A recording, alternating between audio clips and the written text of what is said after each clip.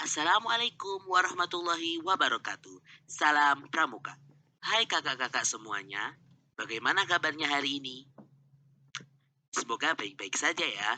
Nah, di materi kali ini kita akan membahas materi mengenai P3K dan penyakit degeneratif. Apa sih P3K dan penyakit degeneratif itu?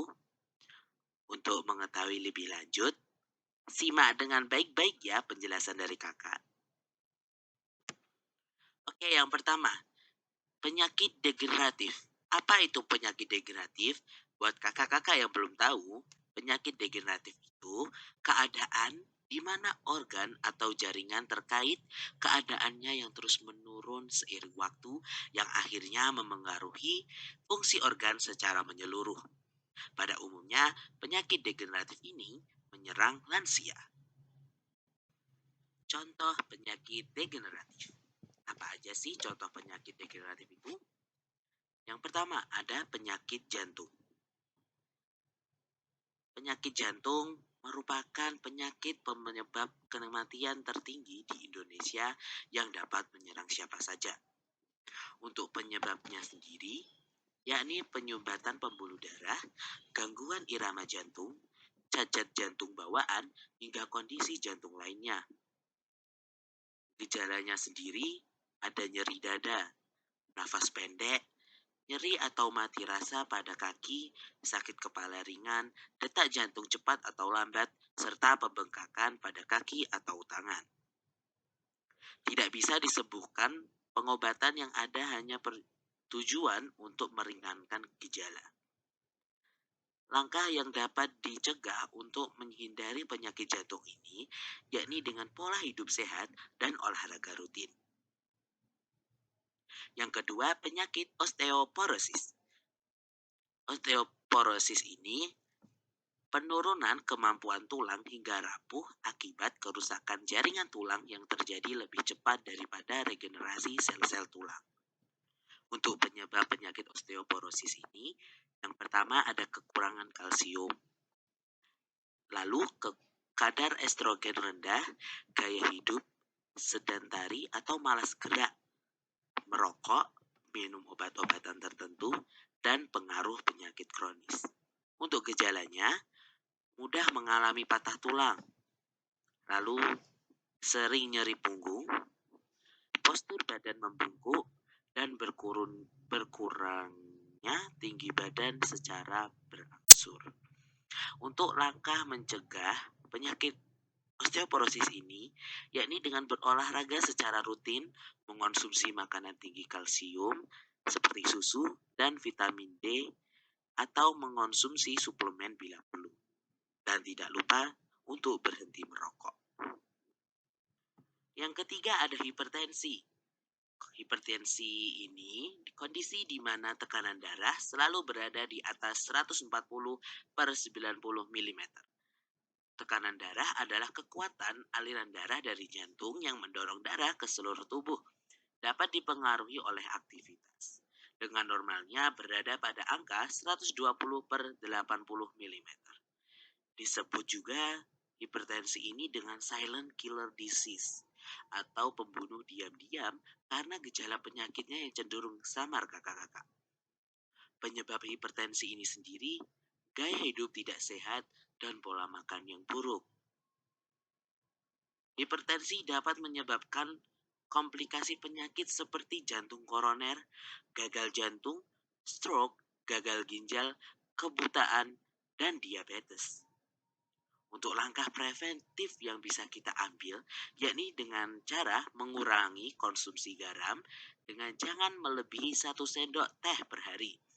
Melakukan aktivitas fisik teratur seperti jalan kaki 3 km atau olahraga 30 menit per hari minimal 5 kali seminggu. Tidak merokok dan juga menghindari asap rokok. Yang keempat ada diabetes mellitus tipe kedua. Merupakan gangguan metabolisme yang ditandai oleh kenaikan kadar gula darah akibat gangguan dalam produksi insulin. Diabetes mellitus tipe kedua ini dapat mengakibatkan komplikasi ginjal maupun jantung apabila tidak segera ditangani. Penyebab penyakit ini yakni gaya hidup tidak sehat, konsumsi makanan manis dan tinggi lemak jenuh, jarang berolahraga, kelebihan berat badan, sering minum alkohol, riwayat keluarga, dan lain sebagainya. Langkah yang dapat kita cegah untuk menghindari penyakit ini, yakni dengan menerapkan pola makan sehat, kakak-kakak, menjalani olahraga secara rutin, menjaga berat badan ideal, mengelola stres dengan baik, dan melakukan pengecekan gula darah secara rutin. Dan untuk contoh penyakit degeneratif yang terakhir, ada kanker. Pasti kakak-kakak sudah tidak asing dengan penyakit ini. Penyakit ini disebabkan oleh pertumbuhan sel-sel abnormal yang tidak terkendali sehingga menyebabkan jaringan tubuh yang sehat mengalami kerusakan. Penyebab penyakit kanker ini yakni mutasi pada gen dalam yang dipicu oleh merokok, paparan radiasi, virus, bahan karsinogen, obesitas, peradangan kronis, dan jarang olahraga. Penyebab kanker biasanya bersifat variatif tergantung jenisnya. Langkah preventif yang dapat kita lakukan yakni melakukan deteksi dini bila ada benjolan atau pembengkakan di tubuh. Hindari radiasi sinar radiologi aktif, dosis tinggi juga zat kimia, dan menghindari makanan yang mengandung zat karsinogenik seperti makanan-makanan yang dibakar atau bakaran. Selanjutnya kita akan membahas mengenai tanda-tanda kedewasaan. Apa sih tanda-tanda kedewasaan itu? Jadi, tanda-tanda kedewasaan atau pubertas adalah masa ketika seorang anak mengalami perubahan fisik, psikis, dan pematangan fungsi seksual. Untuk ciri-ciri tanda-tanda kedewasaan atau pubertas pada laki-laki, yang pertama, pubertas pada laki-laki biasanya terjadi umur 12 sampai 16 tahun. Untuk tanda-tanda laki-laki yang sudah pubertas, yakni dengan mimpi basah. Perubahan fisik yang dialami oleh laki-laki, yakni tubuh jakun, tubuh kumis dan janggut, tumbuh rambut halus di ketiak dan di sekitar kelamin, organ kelamin membesar, suara berubah menjadi berat, dada tampak bidang. Untuk perubahan pubertas pada perempuan, yang pertama, pubertas pada perempuan terjadi antara umur 10 sampai 14 tahun, lebih cepat dari laki-laki. Perempuan ditandai dengan menstruasi, yakni luruhnya dinding rahim wanita bersama ovum. Untuk perubahan fisik perempuan sendiri, yakni tumbuh rambut halus di ketiak dan organ kemaluan, payudara mulai membesar, pinggul mulai melebar, dan suara menjadi lebih melengking. Lanjut ke P3K. Apa sih P3K itu? Nah, jadi P3K atau First Aid adalah upaya pertolongan dan perawatan sementara terhadap korban kecelakaan sebelum mendapat pertolongan yang lebih sempurna dari dokter atau para medis. Berarti pertolongan tersebut bukan sebagai pengobatan atau penanganan yang sempurna ya, tetapi hanyalah berupa pertolongan sementara yang dilakukan oleh petugas P3K, bisa seorang petugas medis atau orang awam. Yang pertama, melihat korban. Untuk tujuan P3K sendiri, yang pertama mencegah kematian, lalu bisa mencegah cacat yang lebih berat, mencegah infeksi, dan juga mengurangi rasa sakit dan rasa takut. Prinsip P3K yaitu prinsip yang harus ditanamkan pada jiwa petugas P3K apabila menghadapi kecelakaan adalah sebagai berikut ini. Bersikaplah tenang, jangan panik karena Anda diharap menjadi penolong. Gunakan mata dengan jeli, tega melakukan tindakan yang bahkan membuat korban menjerit kesakitan. Demi keselamatannya, lakukan gerakan dengan tangkas dan tepat tanpa menambah kerusakan. Perhatikan keadaan sekitar kecelakaan, cara terjadinya kecelakaan, cuaca, dan sebagainya. Perhatikan juga keadaan penderita apakah pingsan, ada pendarahan dan luka, patah tulang, atau merasa sangat kesakitan. Periksa pernafasan korban. Kalau tidak bernafas, periksa dan bersihkan jalan nafas lalu berikan pernafasan bantuan A, B atau airway breathing management. Periksa nadi atau denyut jantung korban. Kalau jantung berhenti, lakukan pijat jantung luar. Kalau ada pendarahan masif, segera hentikan C, circulatory management. Kalau shock, cari dan atasi penyebabnya. Setelah A, B, dan C stabil, periksa ulang cedera penyebab atau penyerta. Kalau ada fraktur atau patah tulang, lakukan pembidaian pada tulang yang patah. Jangan buru-buru memindahkan atau membawa ke klinik atau rumah sakit sebelum tulang yang patah dibidai. Sementara memberikan pertolongan, Anda juga harus menghubungi petugas medis atau rumah sakit rujukan. Macam-macam pertolongan pertama. 1. Pasien yang berhenti bernafas. Kalau seseorang tiba-tiba nafasnya berhenti, apapun latar belakangnya, harus segera dilakukan nafas buatan.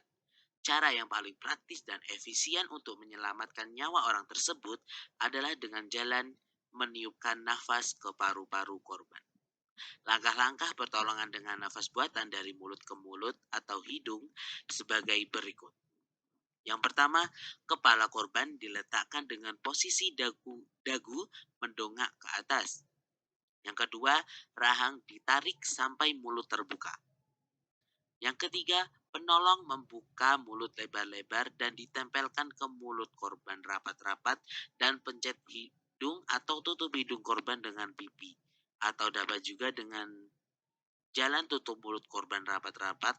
Selanjutnya, penolong menempelkan mulutnya ke hidung korban dan meniupnya. Yang keempat, tiup ke mulut hidung atau korban kepada A. Orang dewasa secara teratur dan kuat ditiupkan 12 kali tiupan pada setiap menit. B. Untuk anak-anak ditiupkan 20 kali tiap menit. 2. Korban sengatan listrik. Penolong hendaknya berdiri di atas karet, karton, papan, atau karpet yang dalam keadaan kering, atau bisa juga disebut benda isolator yang tidak dapat menghantarkan listrik. Jangan sekali-kali menyentuh tubuh korban secara langsung, karena aliran listrik dapat mengalir melalui tubuh manusia. Gunakan tongkat kering atau papan kering untuk menarik atau mendorong kawat beraliran listrik yang menempel pada tubuh korban. Dan yang terakhir, setelah kontak dengan aliran listrik tiada lagi, selanjutnya segera dilakukan nafas buatan sampai bantuan medis datang. 3. Pertolongan pertama mengurangi shock. Pertolongan pertama yang dapat dilakukan, yakni semua yang mengikat pada tubuh korban harus dilepaskan, termasuk ikat pinggang. 2. Selimuti pasien dan hindarkan dari lantai serta udara dingin. Yang ketiga, perlakukan pasien dengan lemah lembut, sebab rasa nyeri akibat penanganan yang kasar bisa menjerumuskan korban pada shock yang lebih parah. 4. Pasien yang menderita pendarahan parah. Pertolongan yang dapat dilakukan yakni 1. Luka hendaknya ditutup kain kasa kompres yang steril. Selanjutnya, kain kasa tersebut ditekan kuat-kuat dengan tangan sampai pendarahan berhenti. Lalu, luka yang sudah berdarah tidak boleh dibersihkan ya, karena pendarahan akan membersihkan luka itu sendiri. Untuk bagian yang boleh dibersihkan adalah kulit di sekitar luka dengan air sabun atau air biasa yang sudah dimasak. Untuk menutup luka biasa juga menggunakan bahan yang bersih. Misalnya kasa steril, sapu tangan bersih, handuk, atau sobekan spray yang semuanya sudah dicuci dan disetrika. Kalau tidak tersedia peralatan yang steril, jangan ragu-ragu lagi menggunakan baju kotor atau tangan telanjang untuk menekan bagian yang luka agar darah tidak terus-menerus mengucur karena kehilangan darah dari tubuh korban sehingga lebih berbahaya daripada resiko infeksi.